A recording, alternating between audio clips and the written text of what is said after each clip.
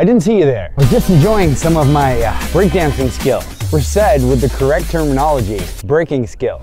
What's up guys, my name is Coach Sambo and I've been a professional b-boy for over 20 years. Traveling the world, competing, teaching, judging, performing, you name it. Because I've been obsessed with breaking ever since I first saw it by watching this Run DMC video clip.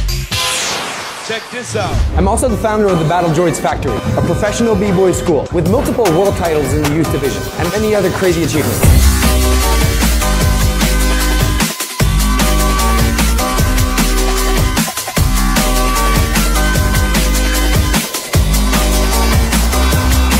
Also, since 2002, I've had the honor to become an Olympic coach for the Chinese national breaking team. So let me tell you this, you guys are in good hands. So welcome to this introduction guide to possibly one of the most beautiful sports in the world. But is it a sport? Well, in my opinion, no. First of all, it's a dance.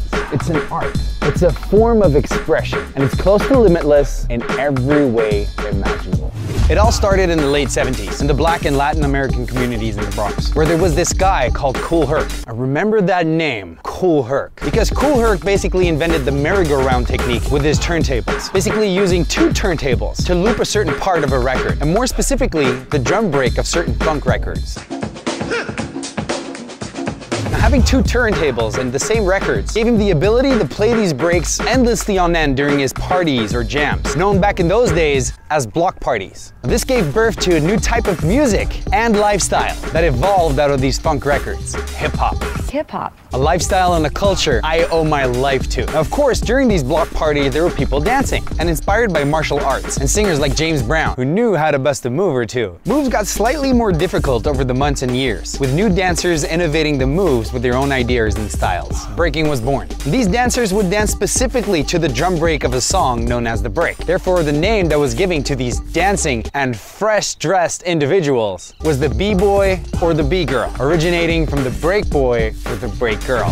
So breaking consists out of an infinite amount of moves, and new moves and combos are being brought to the table on a daily basis. However, we can divide all of these moves into certain groups that are all equally important. First up, you have your top rock, which is dancing up top. And I mean, I know breaking is known for all its flips and all its spins, but let me give it to you straight. If you know how to flip, but you can't dance, then you will be classified as a gymnast and not as a real b-boy or b-girl. Next up, we have the moves that connect your top rock to your floor work, which are called the go-downs. Pretty easy name, right? And then we have those real traditional floor steps, which are called footwork, 6 steps, CCs, Zulu spins. And breaking is the only dance form or sport or art that possesses a vocabulary of footwork. So that makes it real breaking. So make sure you don't skip those. Then we have all the spinning moves that usually get the most views on YouTube. Those are called the power moves. Moves like the windmill, flare, the air flare, head spins. The difference between a power move and a spinning footwork is usually with power moves, you have your legs up in the air. And I say usually because there are a few exceptions, such as the swipe or the tap move. And just adding right here that power moves have been extremely well developed over the years, becoming very, very complicated and very difficult, unless you learn it from your man, Coach Sambo. Then you have your flips, your slides, your acrobatics, technical, but short and sweet. We call those the blow-ups. And then last, but definitely not least, after all those complicated moves and combos, you want to end up in a complicated pose to finish up your round or your routine. Well, such a pose is called a freeze, and they can be extremely complicated, but also very basic. So the rule is, if it doesn't move, it's a freeze.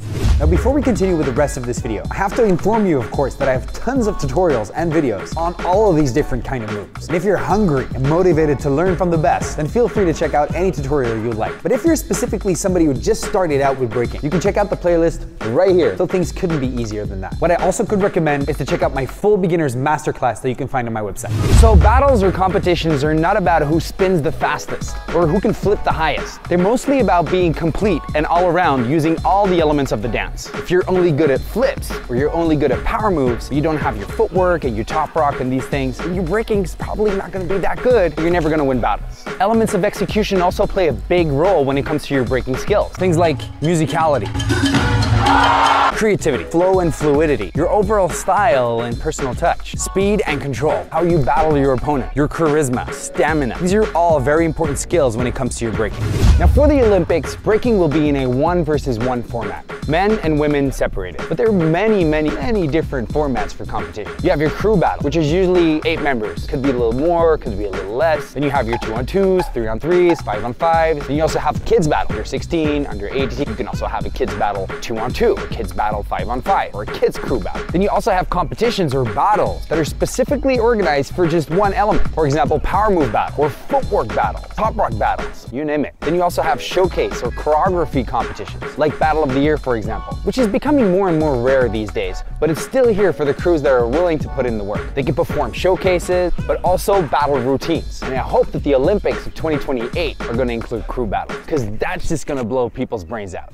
Now, as a dancer who was lucky enough to play in films always portray dance battles being mixed up with all kind of different styles. Popping, electric boogaloo, freestyle hip hop, and people who are not dancers actually think that this is all breakdancing. But it's not. All these different styles have their own scenes and their own competitions. But occasionally, you do have events that throw down all styles battles, which are battles where you can do any type of style you like. But there's no water coming out of the floor, there's no secret locations, it's just Hollywood working its magic. So hey, I bet you learned a lot from this video, right?